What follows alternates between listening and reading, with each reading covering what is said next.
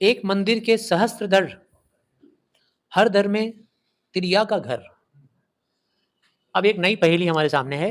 कोई एक मंदिर है और उस मंदिर में सहस्त्र दर है, मतलब हजारों। सहस्त्र का मतलब होता है हजार, हजार। हजारों दरवाजे हैं। दर का मतलब दरवाजा, ठीक है ना। कहते हैं ना, मैं तेरे दर पे आया हूँ।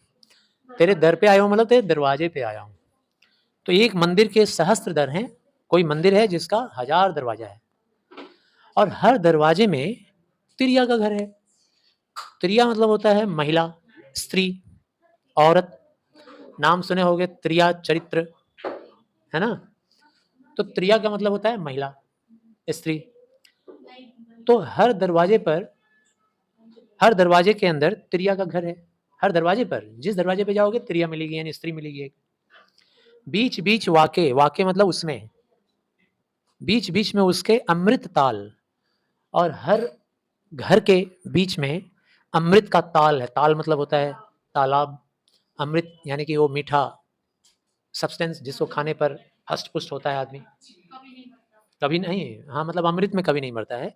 यहाँ पे तो सबके पास वो अमृत है नहीं, सबके पास वो अमृत को हम लोग कुछ और नाम से बुलाते हैं। बूझ है इनकी बड़ी महाल। बुझो, बुझो इनका बहुत नाम है। कोई ऐसा चीज जिनका बहुत उपयोगिता है, सब लोग उपयोग करते हैं, काफी नाम है। तो उस चीज को हम लोग कहते हैं मधुमक्खी का छत्ता। वो जो हजारों हजारों घर है उसको मधुमक्खी का छत्ता बोला गया है। और हर मधुमक्खी के छत्ते में जितने सारे छेद होते हैं, बहुत सारे छोटे छोटे हजारों हजारों छेद होते हैं। ऐसा जरूरी नहीं कि 1000 ही हो, 1000 से ज्यादा भी हो सकते हैं। वो सारे हजार हजार छेदों के सामने मधुमक्खी आती है, अपने अपने घरों को पहचान लेती है, उसी में मधु स्टोर करके रखती है। तो जो मधु स्टोर करती है वो हो गया मधु, अमृत हो गया। और अमृत का ताल बोलने का मतलब अमृत का तालाब है। तो इसीलिए इसका आंसर क्या निकला, मधुमक्खी का छत्ता। अब अगली पहेली। पानी में निस्दिन रहे, जाके हाड़ मांस। हाड़ मतलब होता है हड्डी, मांस मतलब मांस। एक ऐसे हड्डी और मांस की बात हो रही है जो हर वक्त पानी में रहता है। पानी में मतलब कीचड़ में, पानी में डूबा रहता है, हड्डी मांस सहित हमेशा उसी में डूबा रहता है। भी सॉरी, काम करे तलवार, काफिर पानी में बास। उसके बाद फिर उसका काम क्या है, तलवार का काम करता है। तलवार क्या काम करता है, काटने का। तो ऐसी कोई चीज जो पानी में ही उसकी हड्डी और मांस अंदर ही रहता है। और निस दिन, निस दिन मतलब हर रोज। निस का मतलब होता है हर, प्रति, दिन मतलब प्रतिदिन, यानी हर रोज पानी में ही रहता है, भीगा भीगा गीला गीला। हाँ हाँ, डोरी, रस्सी, सूता कह सकते हो। वो भी किसका, हर, हाँ हर रस्सी सूता नहीं, कुम्हार का रस्सी और सूता। कुम्हार जो होता है ना, हाँ वो, हाँ रस्सी से नहीं काटता है, सूते से काटता है। जो कुम्हार होता है वो आ, अपने चक्री को घुमाकर उसके ऊपर गीली मिट्टी से या तो गमला बनाता है, या तो हंडी बनाता है, या तो लोटा बनाता है मिट्टी का, कुछ ना कुछ दीपक बनाता है। तो उसका जो सूता होता है ना, हमेशा कीचड़ में, पानी में डूबा रहता है। उसको हमेशा फ्रेश बना के रखता है, तरोताजा। सूता जब पानी में डूबा रहता है तो काफी स्ट्रांग हो जाता है। तो सूता पानी में हमेशा डूबा हुआ है, उसका हाड़ मांस सब मान लो, सब डूबा हुआ है सूता। और तलवार का काम करता है, मतलब काटने का काम। और फिर काट लेने के बाद पानी में फिर से बस जाता है। तो क्या हो गया, कुम्हार के यहाँ का सूता, जो कि मिट्टी के बर्तन को चक्के पर से काटने का काम करता है। तो इसका उत्तर ये हो गया सूता, सूता या फिर डोरी। अब 8वां नंबर। शाम मांस वाके नहीं नेक, हाड़ हाड़ में वाके छेद। मोही अचंभो आवत ऐसे, वामे जीव बसत है कैसे। शाम मांस, कोई बताएगा शाम और मांस का मतलब। चमड़ी आई, शाबाश, कहीं देखा गया। देखो ध्यान दो, शाम मांस यानी कि जिसका चमड़ा और जिसका मांस वाके नहीं नेक, हाड़ हाड़ में वाके छेद। उसके हाड़ हाड़ में छेद है, हड्डी हड्डी में छेद, और चाम मांस है ही नहीं। उसका ना तो चमड़ा है, ना तो उसका मांस है, सिर्फ हड्डी है। कोई भी जीव में चमड़ा और मांस रहना चाहिए ना हड्डी के साथ। हम लोगों के शरीर पे भी हड्डी के ऊपर क्या है, चमड़ा है, मांस है। हर जीव जंतु पे ऐसे ही रहता है। लेकिन कोई ऐसी चीज है जिसका ना तो चमड़ा है और ना ही मांस है, हाड़ हाड़ में वाके छेद, और उसके हाड़ हाड़ में छेद है। मोही अचंभो, मुझे तो हैरान कर देता है आवत ऐसे, मुझे तो हैरानी आती है ऐसी चीज़ पे, वामे जीव बसत है कैसे, उसके अंदर जीव कैसे बसता है, उसके अंदर कैसे कोई चीज़, कोई जिंदा चीज़, कोई जीवित चीज़ कैसे रह सकता है, जिसका सिर्फ हड्डी है और वो भी हड्डी-हड्डी में छेद है और चमड़ा मांस है ही नहीं है। तो अंदाज़ा लगाओ, पिंजरा। तो रिलेट कर पा रहे हो ना? पिंजरे का जो लोहे का रॉड होता है, वो हड्डी मान लो, उसमें कोई चमड़ा मांस होता है क्या? नो चमड़ा, नो मांस, है ना?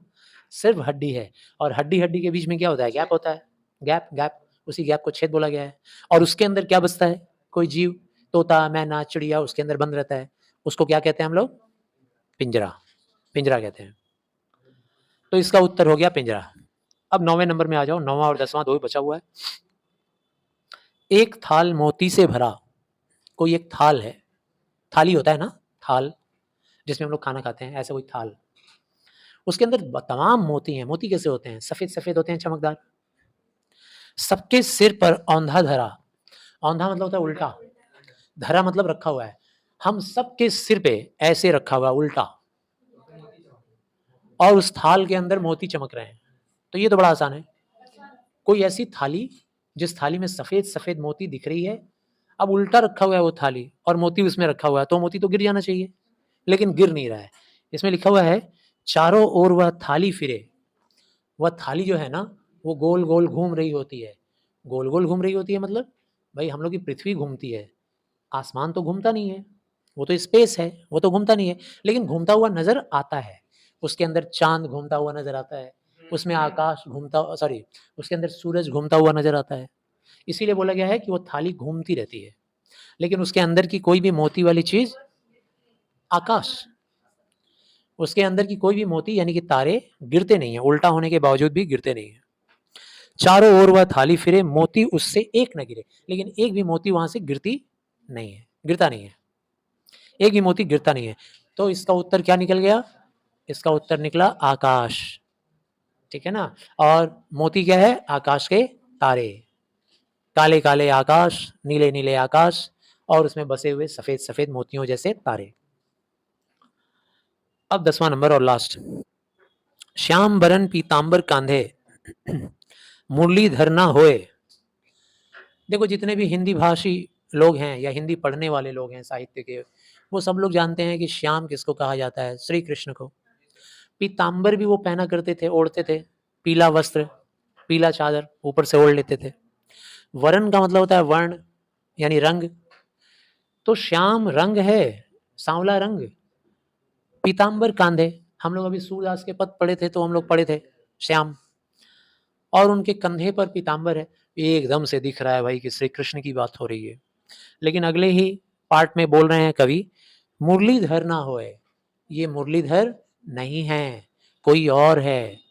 श्याम रंग और कंधे पर पीला दाग, यहाँ दाग की बात हो रही है, पीले चादर की बात नहीं हो रही है, पीला दाग। बिन मुरली वह नाद करत है, और उसके पास, उस जीव के पास मुरली भी नहीं है, बांसुरी भी नहीं है, फिर भी वो गुंजन करता है, नाद करता है, उसकी आवाज निकलती है फिर भी। बिरला बूझे कोय, शायद ही कोई समझ पाएगा कि वो क्या है, तो शायद ही समझ पाएगा। यहाँ तो बच्चों को तुरंत समझ में आ गया, वो क्या है? भौरा है, भ्रमर है। आप लोगों ने सूरदास में भ्रमर गीत पढ़ा भी था, क्यों भूल गई? भ्रमर गीत हमने क्या बताया था? ऊधो, ध्यान से सुनिए, भ्रमर गीत में हम लोगों ने पढ़ा था कि ऊधो आते हैं समझाने, ठीक है ना, गोपियों को, और उनकी आवाज लोगों को नापसंद आती है, क्यों? तो यहाँ इसका उत्तर क्या हो गया? भौरा। ठीक, भौरा जो है वो भनभनाता है, भनभनाने की आवाज निकालता है, उसकी आवाज को बांसुरी से जोड़ दिया गया है, और भौरे के पीठ पर और गर्दन पर पीला निशान होता है, और बिना मुरली के वो नाद करता है, बिना बांसुरी के ही उसकी आवाज निकलती है। बिरला बुझे कोई, शायद ही कोई समझे, तो हम लोग तो समझ गए भौरा है।